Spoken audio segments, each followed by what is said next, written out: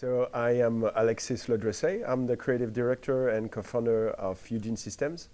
And we are showing Steel Division, Steel Division Normandy 44, which is a new game that we are making with Paradox. It's a new partnership. And it's the first time in my life I'm at the PDXCON. And it's really, really cool. So really happy to be in Stockholm, really happy to be at the PDXCON. A game exists only if there is a community, if there are players around it, using it, and trying to, acquire new skills and taking pleasure from it. And so when you have this reaction and having, players that know the game is an open beta, so they can try it online already for a little bit more than 1 month now, and have this reaction means it's super cool. And I believe also that the Paradox fans are, I really love Paradox games. So the Paradox fans is, for me, very high quality players. So this reaction is really enthusiastic for me. Overall idea is we're trying to, like I was saying, we try to create a new experience of real-time tactical combat on World War II, the most authentic one, the most realistic one. This experience that we're creating with Steel Division is based on the previous games that we made, the Wargame series, but also Ruse. And so my feeling is, this is the experience, how will be the tactical challenge and the skills that the player will have to use. And I think this is something that is very new in my opinion. We are delivering a game that is unique by itself. The focus it has, the way we create the game. And Normandy 44 is like the envelope. So I understand that it could have been done, but this envelope, I had the feeling that was one of the best we could create for this new IP that we're creating with Steel Division.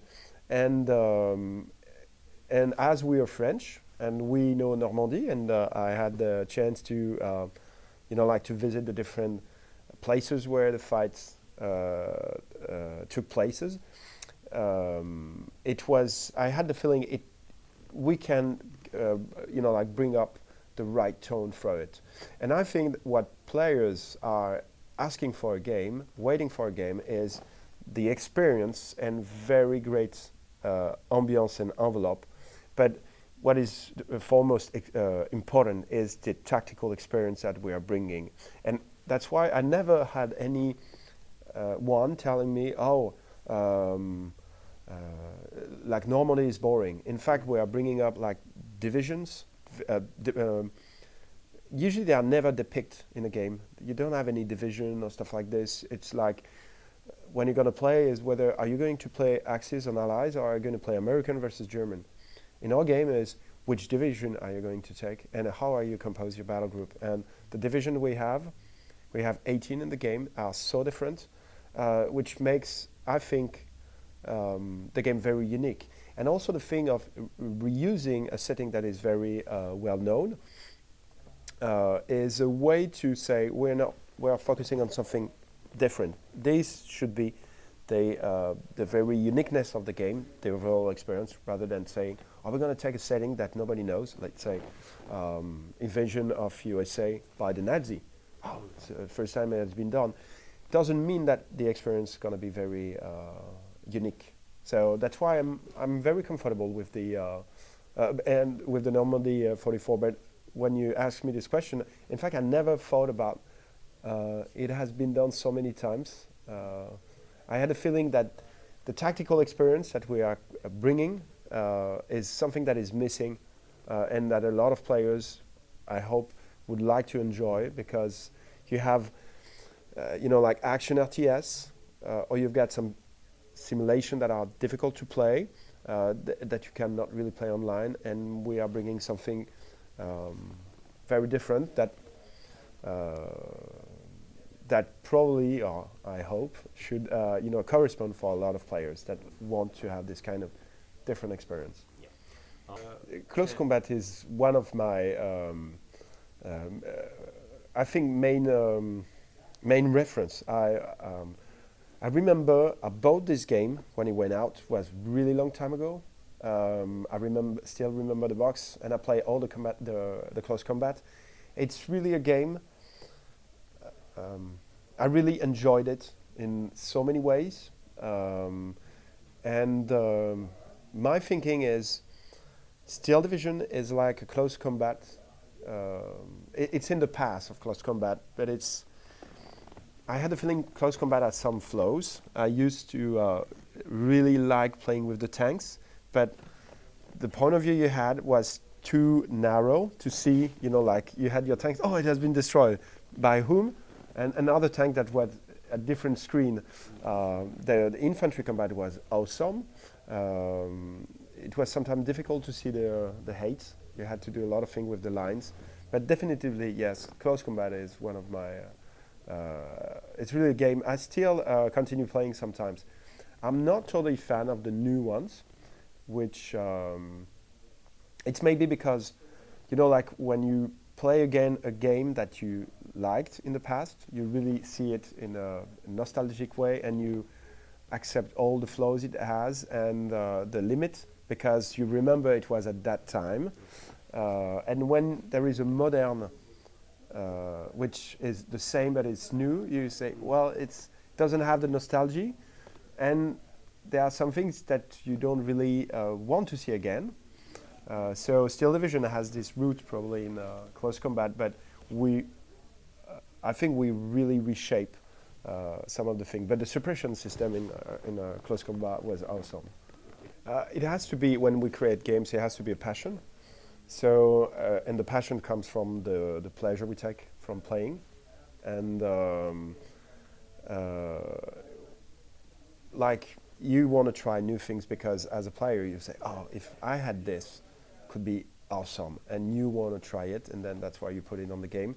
And after you finish one game, the experience you gather is very interesting. You like the game you made normally, which it's our case. We were pretty proud of the game we made, even if they were not perfect or whatever. But then you want to refine, change, and try new elements. But usually, when you make a game, you have a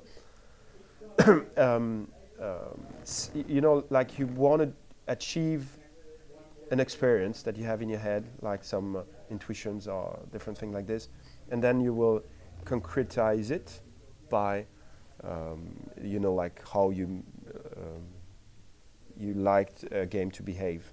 But this experience, of course, is different when it is created than from the one that you have in head, because the one that you have in head is could be very abstract somehow. So you have to concretize. So that's how we do things, and we try to, like continue exploring what we did rather than, like changing from totally different things, because when you change from totally different things, probably you cannot get better. And it's interesting to get better. And I think, as a player standpoint, you buy a game because you like the genre, because it's interesting for you, and you want the game to be the most perfect possible. So you want to go with a game that has a lot of maturity, I guess. Usually on a simulation, if it was a simulation, the length, so we are depicting probably like 4 hours of fight. Maybe it would be a day or half a day if it was in real life. The battle takes place in 45 minutes. So the time has been shrunken to fit, I think, the most interesting part of the battle. So that's why it's not a simulation. Another thing regarding the simulation is, if it was a real simulation, we should have to deal with how one unit to another and to you as a commander is giving you information of what it is saying. Like for example, you've got this unit, he saw one unit, and you got this unit. Now he has the info that there is this unit over there and it's shooting at it. In real life, this unit don't have any info. So and at one point, I think it was on Wargame Europe and Escalation, we were trying to find out if it could be fun, you know, to have this realism stuff in the game. And it was really confusing. It was confusing because you always had you had the info about the situation, but not this unit, and you had to have the proper feedback and understand why this unit doesn't see this unit because it doesn't have the right optics and so on and so on. So this is why it's not a simulation. Also, it's not a simulation because in terms of chain of command, you are commanding all your unit the way you want. You're really talking to them like instantly. In reality, you have a chain of command, so you will be talking to commanders that will be talking to the squads and so on and so on. We think it could be interesting, but we are not depicting this.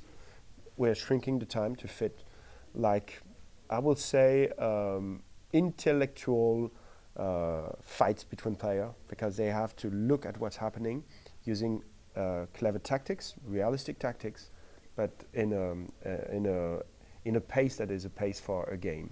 So that's that's different from a simulation. But also, you can't simulate the reality. You always make shortcuts, and the purpose, you had to think about, this is the purpose that I want to recreate or to simulate. And I would say we're simulating a game that is really into authenticity, realism, and stuff like this. But the things that we think are not really funny or not important, that could be boring, we move them out. For example, I like close combat better than combat mission, because the focus on close combat is more what I like in terms of realism. The one that you have on combat mission is another one, which I like also, but if I had to compare, they are a little bit two different directions. I like both, but I'm more into like the close combat and the flow of close combat. So we have, the way we think about campaigns, we have 3 campaigns in the game, one US, one German, and one British campaign. The idea is all campaigns have four missions, which represent something like 4 days of fights. A mission, in fact, is an operation in a military standpoint. And the operation is like the High Command headquarters was taking like these and these divisions will try to capturing, like, for example, the city of Caen, for example, for the British campaign, or on the German side is like fighting back those British division and push them back to the sea. And so an operation is limited in time and limited in terms of who are the divisions that are involved. So we are depicting this. And so you are part of one of those divisions, and you have an amount of available troops that are belonging to the division that your commander, so the general of the division, will give you to use. And those troops from the different missions during the different days will not be replaced, as it is the case. A division will not have its replacement that fast. So if you get killed, a soldier killed, they will not be replaced on the next mission, and so on and so on. So after the 4 days of combat, for instance, it could be very difficult because the casualty you have are so high. But also you have sometimes the possibility to have reinforcement coming from different battalions that could be attached to the division, which is the case in reality. So, but you never know. And the missions are dynamic, which means that from one mission to another, there are things that are, getting, have how do you say, chain reactions. So, if you rally this regiment that has been circled by the enemy, they will be under your command. because they belonging division has been destroyed, or maybe it has been rooted somewhere. So they will say, okay, now you're part of this division, and then you can use them on your task force or on your Kampfgruppe. So that's the way it goes. So we try to make it very historically accurate, but giving a big picture to the player that is really linked to the tactical things, like fightings for on several days, and have this persistency in a realistic manner. And I think what is interesting is when you play, even like a shitty unit that you don't really like very light tanks, and it's like, what can I do? It's a light tank. Yeah, but this light tank probably is the only one that you're going to have, and it is the only one that is available in phase A. So at one point, it maybe has a lot of value. But of course, so you have to take care of everything. And I think that's the commander, what they have is how many troops do I have? How many, what's the, when I'm making a push, I need a lot of people, even if they are not the elite troops, everything has a value because we need to use them all. Yeah, that's it. And I hope players are going to enjoy it because we try to create a new taste for the solo campaign. So I'm really impatient for the feedbacks. I think that with still the vision, what we are starting now is creating a living full community and for a very, very long time, and covering all the World War II, and I hope to create, the biggest World War II game ever created for the next 10 to 20 years.